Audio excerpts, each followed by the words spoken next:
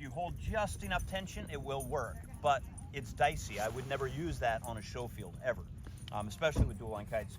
The next position is spine exactly level with the ground. Pretty good connection, but still, depending on the kite design, some potential of the wind getting underneath, especially if one line it doesn't have that little connect to it. Why would you hold it like that? Say again? Why would you, what situation would you need to hold it like that? For me, predominantly visual. Okay, it just as an accent for the beginning of a routine, okay. Or if I'm just drilling my pilots, I have nothing else to do and I want to fidget. All right, so once more, you got this one, you've got there, and I mean, it's flat. Don't fudge around, be serious about it. Yeah. Next one is this one. This is true secure right here. Absolutely locked in. Next position for me, it's a visual marker. I'm off the standoffs, but I get no value from that. It's probably right about there. There's a very clear difference between here and here, especially for accent, musical accent, or maneuver. Okay, so there's that, and then ready to launch, and now. So that fifth position is it's a fuzzy. You don't actually use it except on the way from one to the other. Yeah. So those are those 5 positions. Once more, nose back, but still holding the lines.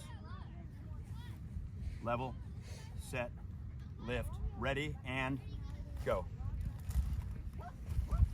Edge, and then I pick it up off the edge, and then I launch. I'm always here. This is the game point. So the chest is what's determining what the kite is doing, connected to the torso. We do the same thing with the quads. We generate all the power with our torso. Same idea with the dual line. The hands are merely a connective tension play in the middle. Dividing the space on the ground, and I'm picking a target. So I'm not just trying to stay in between these 2 walls and then hope I get a landing. I have a target. My target is clean. It's not in anybody else's way, and I'm absolutely focused on that. So, like, say that differently, if I'm flying 4 kites, I have better if I draw this. So if I'm flying 4 kites, it's an even division of 4. So as you're coming across, you're following Michelle and you flank down, you figure out what the division is of that space, or if it's a maneuver where everybody's landing on one side, you just basically take that, make your division, pick a target on the ground, and drive that sucker all the way down instead of dodging kites. And if each kite takes care of that, then you end up with a very good result. You're not chasing a moving target. And then one of the other things too is, because there's 2 main landings that I teach. One is vertical, so you're literally flying straight down and bam. But there's 3 main locations, really 5 overall, that I would practice.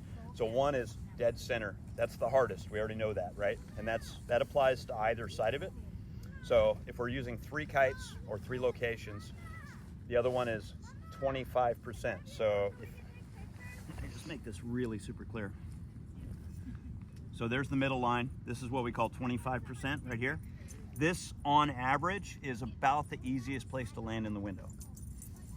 But it depends on the angle you're going at. So you can help that too.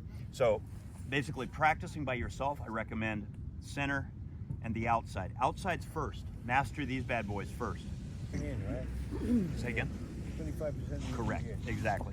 Correct. Or divide it evenly by 100% across. And that's at the ground level, or is that 20% off?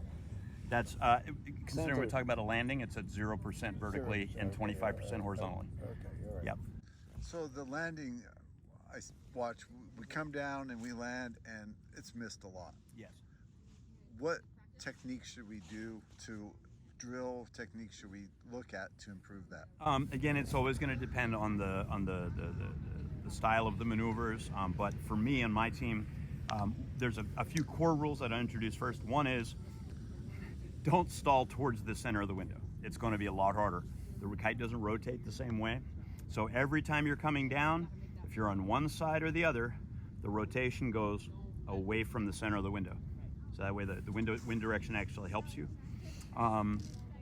So outside, you're rising toward the outside. Yes, towards the side of the window, correct. Toward exactly. the inside or toward the outside? Exactly. Exactly what? And right Towards now, the outside. The outside or inside? you're swinging towards the outside. Outside. Towards the edge, correct. Edges. But Yes. I want to be clear, in this area, I'm mostly talking about drills, like building Right. your skills. Later, you want to practice the inside one too, because maybe Michelle's or myself, we're sending 4 pilots down on like this, but we all want to land the same direction Yeah. as part of the maneuver. You want to learn that too, Yeah. but that is more challenging. Recognize that they're 2 different things and practice them in their own regard. The other thing that helps too, and again, I'm talking about building individual skills, is the angle of attack. So, God, I wish I had a wind window in the sky. So let's say loosely. Let me back up so everybody can see a visual here. Okay, so I'm just gonna kind of set my, all right, that's loosely my wind window right here. Actually, let's build it from the ground, right about there. Okay, so we're going up, I'm coming down. I'm slightly on that side of the window, again, out towards the edge to confirm. There's center mark. There's 25% mark right between the edge of the window and the center. So these are 3 key practice. The others that I would do is I would break it into 5. So you have the center, and then you have 1 there and 1 there. In each of these positions, all 3, because these 2 are the same as those, they have different levels of difficulty. This is the easiest landing in the house, for sure. If you're writing a routine or you're trying to train people, you want to build successes, put them out at that point. The other 2 things about that is that you can have, once more, vertical attack, which is a different style of landing. Right there, and then the last one right there. Each of these 3 hits takes different mechanics, slightly different mechanics, because out here the wind is pushing towards your side and it's not pushing that hard. So it's both easier and harder. It's different style. So when you train, like what I do with Lindsay was I set up cones downwind. I said, okay, here are your 5 targets, and she said about drilling all of them. So the other component to that is that if we have those 5, and that's what I recommend practicing, practice them vertically, and then also practice them on a true 45. And I measure the true 45 attack by that lower leading edge right there. That should be horizontal to the ground. You want a true measure for all the kites to be traveling at the same angle at the same time. Breaking down to landing, bam. And I'm working to keep that level all the way through, and kapow. Okay, and so what I want to point out about this is that when you're coming in to learn those landings, so right now I'm going to say loosely, almost everybody, you're getting different angles every time you're coming in to land, because you're still feeling your way around the room. Every angle produces a different stall. You have to apply a different amount, all of that. So be aware once more of the 5 different locations and hitting each of them at a true pure angle. And this angle, starting with this outside, not the center, but this one, that 45 landing right there, that's what I do in my routines, because I just can't miss. It's still got good energy, but it's pretty easy mechanically. If the wind is on a higher note, then I'm doing the same thing, but I'm taking it just a little bit further out and sticking it. So 5 positions, vertically and diagonally. So if I'm coming in for this center at a diagonal, I'm coming in from the side. Deep 8, set, angling, and boom, right there. Yep, and once more, all of those are going, if you're doing a diagonal, it's always obviously gonna go the direction that you're traveling, whichever way that is.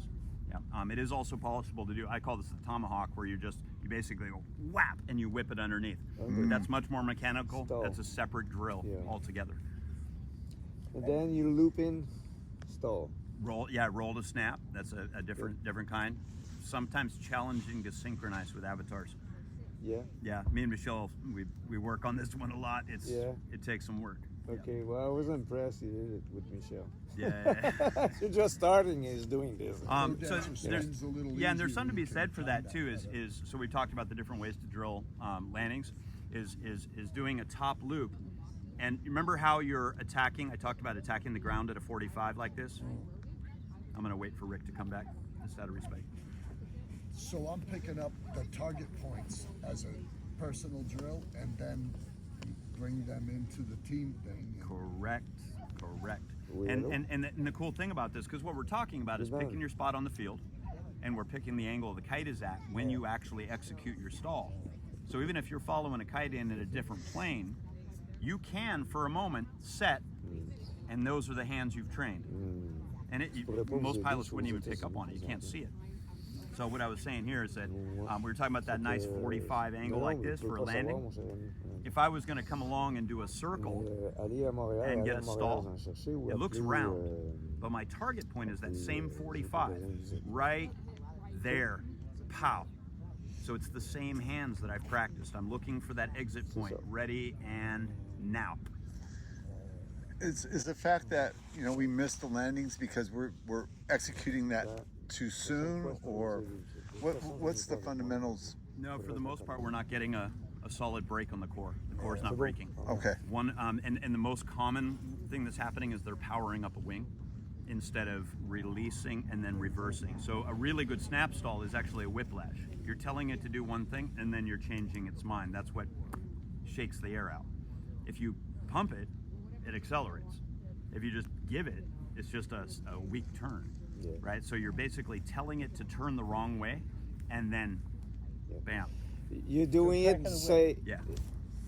And it's hand speed. Hand speed is a lot of it. If you make too big a motion, you're putting air into the kite or taking it out. What you really want is you want to take that animal that you've got and just go, and then release off the back of that. So this is the same technique as the wet towel in the gym, the snap. Very similar. Right? Yeah, very similar. Where you snap somebody on the arm. Except the difference is that you could long arm that if you have your timing right. Yeah. You can't. I mean, you can, but for the sake of this discussion, you can't long arm a snap stall. No. Yeah, I do a lot of sound effect. Yeah. I don't know if you know this. When I fly, I do sound effect and what I do. Yeah. I know this. And the stall is what do you want me to do? It's like a moment of silence. Is that after? Yeah, after the stall, the What does the stall really sound cool. like? What does the stall itself sound like? One more time. Okay. All right. I like to hear what it feels like. and then I start breathing. So I want to jump in on that. I want to jump in on that. Kite makes I want to jump in on that real quick. A stall, above and beyond all things, is a kind of fuck you. Not today, son.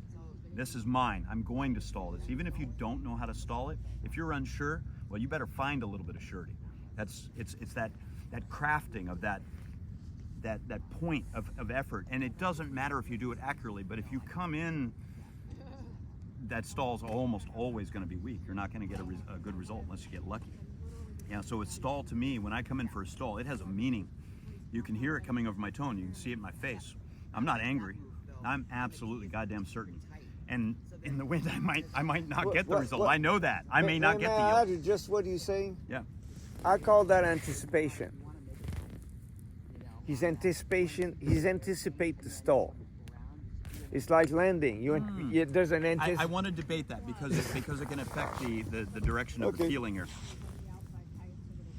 I want that steak. That's what it is. I'm not anticipating anything. Okay. It's an absolute immediacy of desire. It's a desire. Desire. That is my desire right there. And then the other one too is that I don't see the attempt of the stall. I don't see the trying of the stall. I don't see what I'm doing with my hands. I don't see any of that. What I see, has everybody here hit one good snap stall that felt really damn good? One. You heard it. It went pop, pop. The kite turned around. It didn't flare, and both your feet went down. You remember that feeling? I mean, look, everybody. Steve, do you remember one? Yeah. Barry, you remember those? Yeah. Okay. Okay. Someone's looking. You're humble. I've seen you pop them.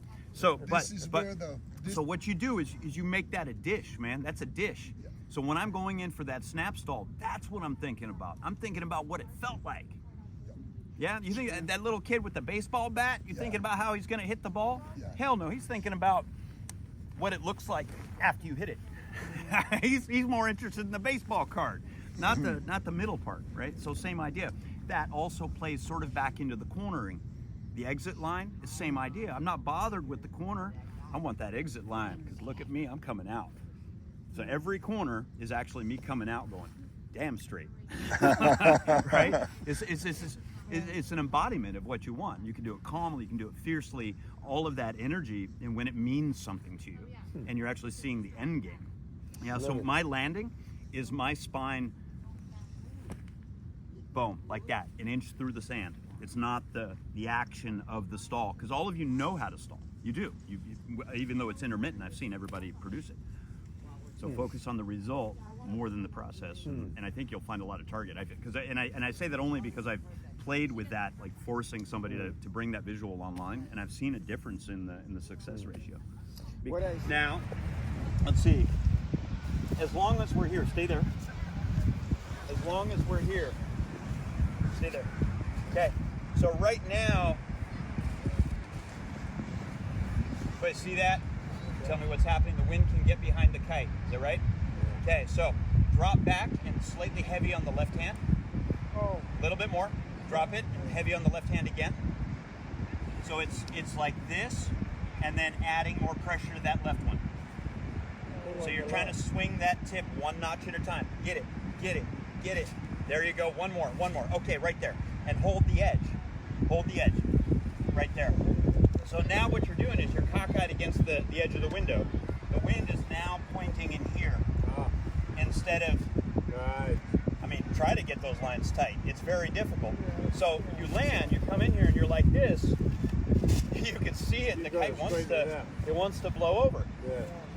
Now, can we fix that? Drop that nose back. Yep, and don't pull the nose up too hard. Get her done. Get her done. Get her done. Wind's a-wasting. Wind's a-wasting. Drop it. Yep, it'll rotate best when it's in this position. It's dropping, and tug it, boom, and then again, tug it once more. Yes, correct, it's on the rock. That's where you're getting that rotation. And then what's the first thing we do when we land? Lock it in. Now you're surviving against the edge of the window. Sometimes you're gonna end up there. If we go all the way to the other side, it's the same idea. So if we come in, and we land here, and you can see that? The wind's light. So when you make contact, Steve, the idea is to rock that nose back in control and straighten it out so that you can get a little bit more face value into the wind. Drop it and rock it. Drop it and rock it. Boom, boom. Oh, yeah. Yep. There you go. Bring that wing in. Bring this wing in. Because what you're doing is you're turning the face to present to the wind. Correct. But don't let it go back. Okay. So I've normally just taken off. So is that how we align this? So a different way of doing that, we had the kite straight, right? And then we're putting it back and we're taking one hand. Can everybody see my hands? And we're going like this. Yeah.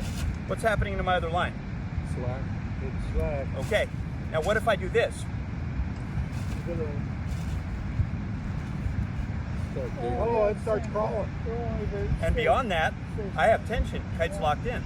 Okay, so that's that key. But if I'm forever just going like this, it's not the same thing. So very similar to when we were launching, we're in these positions where we're using that body rock. It's the same idea when I want to turn the kite. I set the turn and I let the rock work for me. I didn't pull that hand at all, I just offset it with the wrist. You're not going to do very much of this at all. It's right here. Yep. And then I'm going to point out actually one other thing too, which is it's subjective, okay, so feel free to follow your nose, but to be aware of it, you can hold the straps like this, you can hold them like this, and for me, what I like to find is a line from my elbow. Can you see how the point of tension goes right from a single point through to my elbow? If I'm here, it kind of stops at my fist. And so this position, the other thing about this position, I don't have a good wrist rock here. If you're holding drumsticks, that's how you hold them. It's thumb and index forward, like this. Okay. Again, no right or wrong, but the way you hold it can make a difference. Okay, so we were using the rock. We're gonna offset the hands, and let me see here. Okay, any lefties here? Are we all ready? Ready, okay, beautiful. Okay, so for me, typically, a heavy set left hand is going to be is the easiest way to rise up. So first thing I'm going to have you do, Tim, is basically just create the offset with your left hand set roughly at the knuckle of your wrist right there. Yep, and then just play the rock point. Rock point, to be clear, rock point is just past horizontal, back to upright. Just past horizontal, back to upright. And so if you repeat that with that offset, it should follow suit. Just up and down, but it has to actually lift the standoffs off the sand each time. Standoffs off the sand a little more. So you'll go out, to be clear, each lift should get you up about there, and then a little bit of a drop and a little bit of a lift again. It's kind of this sort of motion. There it is, yes. And keep the control, and then slowly increase that offset. Slowly increase the offset. But that nose has to keep rocking back to get a really good rotation. Release, When you get good at it, no more than 2 or 3 rocks, you should be able to get into a good position. Okay, so let's try that one more time, Tim, and what I'm gonna have you do is see if you can get there in 3 rocks. And you can be more aggressive. Let's find out what happens. Oh, huh? Good. Well, Okay, now let's try that differently. We're gonna try 3 attempts. The first one, have a small offset. Second one, medium offset. Third one, bigger offset. So gradually increase with each rock. And then deeper. Right on. One more. A little bit deeper. Okay. So you see what we're happening is we're staging the depth with each rock. And that's going to allow us to be very strategic and surgical about how we get there. Rock the body back with it. Don't pull the arm so much. And you're going to try and get it up onto the tip now. Okay, so here, right. So and this is natural. That forward hand wants to do this. Try to keep it locked in and just draw it up. Boom. Together. Both hands and up onto the tip. Baby launch up onto the tip. To be clear, Tim, it's my communication. Apologies. We're looking to go from here to here. Oh. I changed the exercise. I didn't make that clear. Okay, so. Okay, I'll add something. If we're already here and we go straight for a lift, in most cases we're not going to get the same launch. So what we're looking for is a smooth. Watch the angle of this spine. You're looking for a smooth right up to it from there. oh, lifted. Yep. So this is a bit. It's a baby launch up to that tip. Right on. Okay. Excellent. Much improved. Good. But now it needs that little bit of a. Remember when we went from launching like this to like that, and then connect with your body? Same idea. You want to give it this kind of pluck up, not too much. There it is. Money. Very good. Nice, Very nice. good. Okay. So he's moving his hand to that direction, same as well. That's not necessarily, but we'll focus on what he's got going right now. That's just.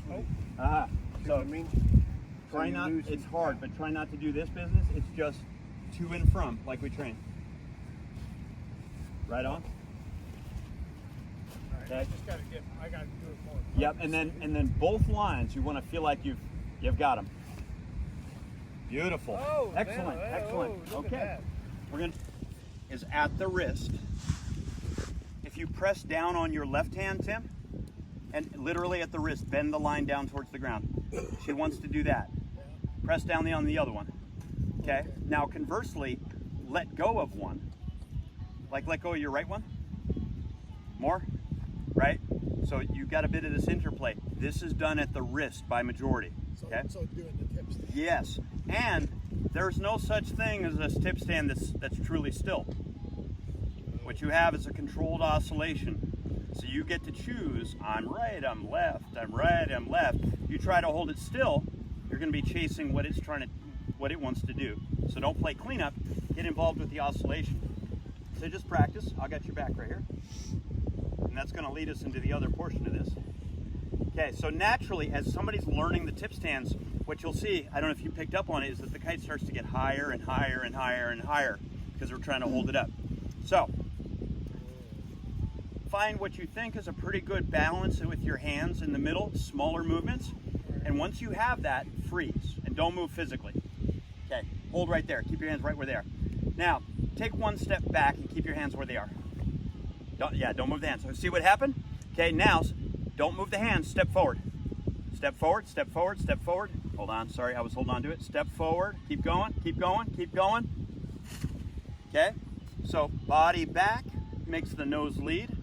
Giving into the kite makes the tail drop. So once you find that subtle balance of right and left hand, remember this way we practiced on our ground positions? Okay, but make it buttery. Slide in and out. You can use your hips 6 inches forward or 6 inches backward to help that kite stay right where it wants to be. Okay, more concept. Where's the center of gravity on this thing? In this position. Most of the meat is in here and up in here. This is where most of the weight is gathered frame-wise. If you were a sea lion trying to balance a ball, this is home plate, and then you're going to play with the range on either side of that. So you're keeping the gravity on top. Give it just a little bit more slack out. There it is. That's money right in there. You find that balance. Nice. That's it. A little bit of hand and a little bit of hip goes a long way. It's very similar to what we've learned in the quad line hovers and all that stuff. Beautiful. Okay, so we're going to set her down. So when you do that hop up to position, first thing she's going to want to do is nose over, right? So as soon as she gets up there, just give her a little bit more of yourself back to the kite. So you're going to hop it up there, boom, bring the nose all the way up, yep, there you go. Nice, well done, Tim, whoa, fantastic. Hey, show off. Oh my God. Yeah, that's what he's talking about. Very nice. Good. And if you can get a kite up on the tip, this is a VT1, there's not enough wind for a VT1 to actually fly right now. But all you need is a little hump to get it up there, and then it's a balancing game. You can keep it up there. That's fantastic. Wow. Okay? Good job, Tim. Now, Wow. the other thing is, remember that wind window? When you get up on the tip, it's going to be drastically easier to get up on that tip facing the edge. If you're inside this wind window right here and you have your nose pointing that way towards the center, it's real easy for that kite to roll over. So almost everything is going to be done nose out wherever you are. Yep, it can be done the other way. I don't do it unless I'm in a pickle. Okay, so remembering the dropping back and shifting to rock the kite. Go ahead and drop it back and get it onto the other wingtip position. That tail has to come clean up off the ground. Reminder to all, it's a full rock to here, shift and pull. Full rock to here, shift and pull. Make sure that nose comes level. There you go, exactly, correct. Okay, so now it's the same thing. That's about right. It's almost a 45 angle, right? Roughly. Okay, and you see if you can lift it up and keep it balanced. Okay, so the key with this is that you do need to maintain the connection with both lines. One line won't get the kite up. It takes both lines in a turn command to get the kite off the ground. That's hard not for that one hand to go, right? So touch, whichever hand's inside, touch something physical and stay with it. Like this one? Yeah, basically making sure you're locking your depth. Whatever you've got, make sure it comes back together. Oh, no. It's hard, I know. It was easier on this on my going the other way for some reason. Yep.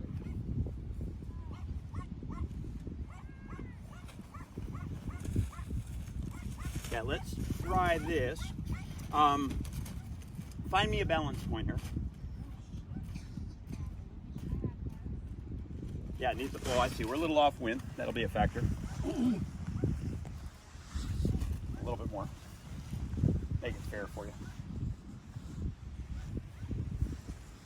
And remember, what helps the tail go down? Step towards me. Forward. Yep, just a bit. Exactly. Look at that. Exactly. And if you have a sudden oh shit, lunge forward. One big step forward. Go. Forward. Towards me. Towards me. Boom. This way. Go. Go. Quick. Quick. Yeah. Okay. You're in an oh shit. Go. Step in. Right. Okay.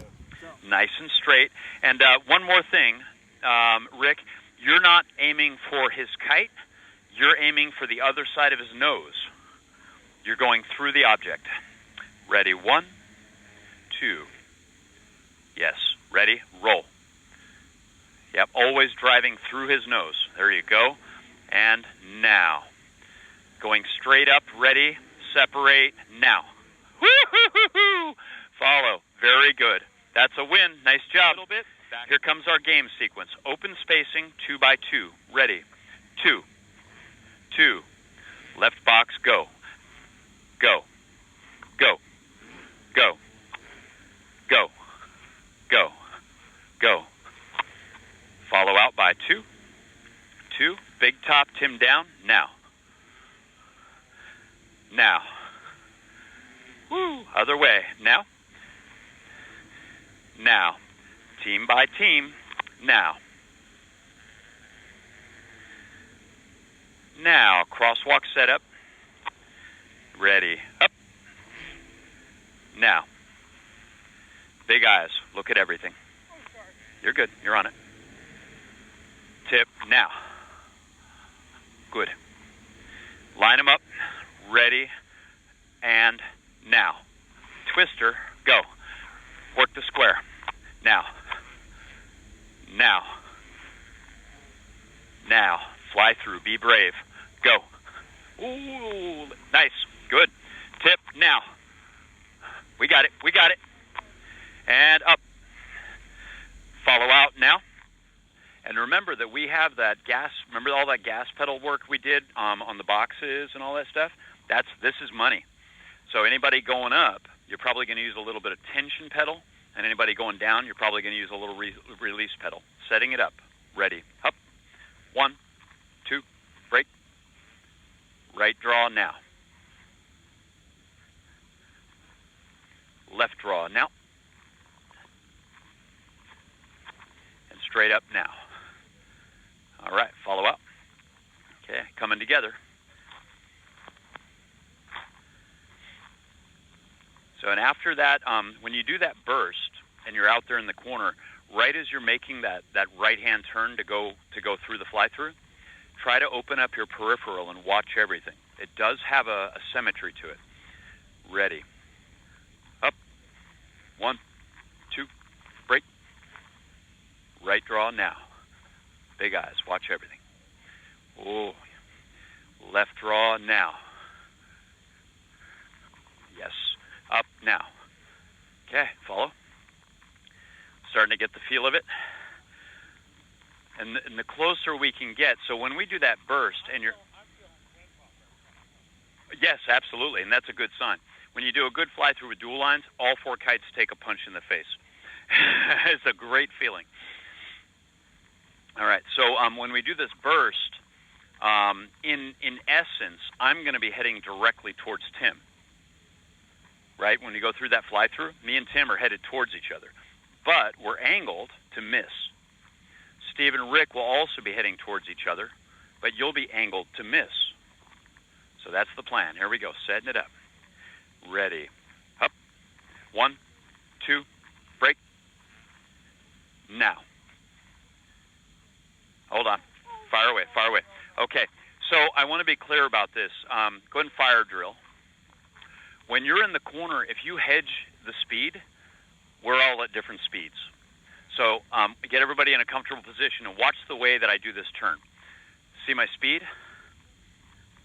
And my speed continues.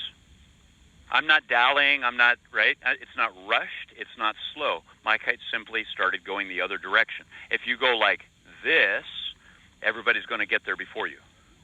If you go like this, then you're going to get there too soon. It's just a simple reversal of direction from where you are. So follow.